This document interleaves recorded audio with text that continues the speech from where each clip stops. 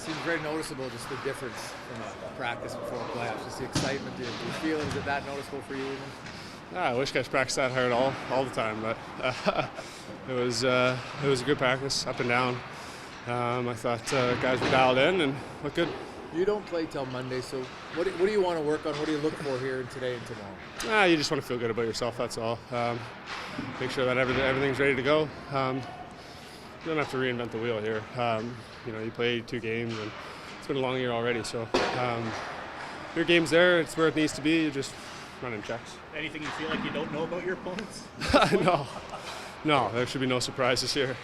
Is it tough? It's tough to beat a team 3 times in a row in consecutive playoffs. And what are some of those challenges of trying to do it in the current time? Well, we've never done it. We're going to find out, obviously. I think just a familiarity. Nobody's going to surprise anyone here with their game. We know what they want to do. They know what we want to do, and that's just about who's going to do it better. That's what it comes down to. So you would be shocked in the first game they don't have a 1-3-1. I would be shocked. Yes, I would be shocked. I would expect a 1-3-1. Yeah. So you guys changed your coach early in the year. They changed their coach in February. You guys have obviously made some small tweaks to how you play, specifically your D-men and how they move the puck. Have you noticed anything different from Hiller in the game prior to McClellan? I haven't noticed too much. I think they're still trying to do the similar things. Sometimes just a change of voice is what they're after, and obviously it seemed to work for them. They went on a nice little run to get themselves in the playoff spot, into the playoffs, and but I haven't noticed too much. Connor, how far have you guys come in terms of knowing how not to beat yourselves when you get into a series and being patient and all that? I think that can be half the battle sometimes in the playoffs. Understanding that it's a game of mistakes and that's going to happen, and you can rebound from them, but ultimately you don't want to make those mistakes. You don't want to give up the freebies. I think that's what LA does so well. They don't give up many freebies.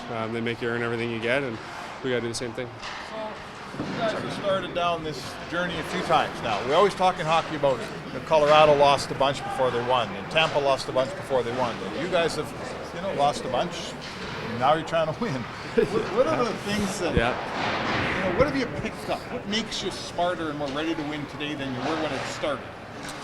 Well, I think just understanding the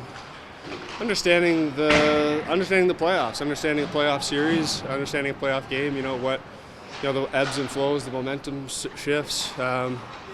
Understanding the big moments. I know that's all cliche, but it is part of it. We've learned a lot of lessons, as you said, from our many failures, and that's what great teams do. That's what great people do, is they learn from their mistakes. They learn from their failures and put that into hopefully ultimately putting it all together. It sounds like it's almost all intangibles, right? It's almost all like up here. I think. Sports in general is very mental. Hockey's no different. Playoffs are no different. You got to be focused. You got to stick with it, and that's all between the ears. Have you learned anything at all? I know it's odd that the one series, you won game one, you lost, but a lot of the other ones you won. Game ones have kind of been a struggle. Any reason why? What have you learned? How do you ensure that you maybe don't have that same thing on Monday? Yeah, we'd love to have a great game one, obviously. It's something that's been a struggle of our group for whatever reason. I wish I could pinpoint what it was, but we've played well in game ones and just not got it done. I thought last year we played a really good game in against LA in game one, and just lose in overtime to maybe a couple of calls. But that's playoff hockey. You gotta find a way to close it out. So Connor, going against the no is any different than going against, say, Kopitar or any other defensive type center? They got good centermen. Good solid two-way centermen.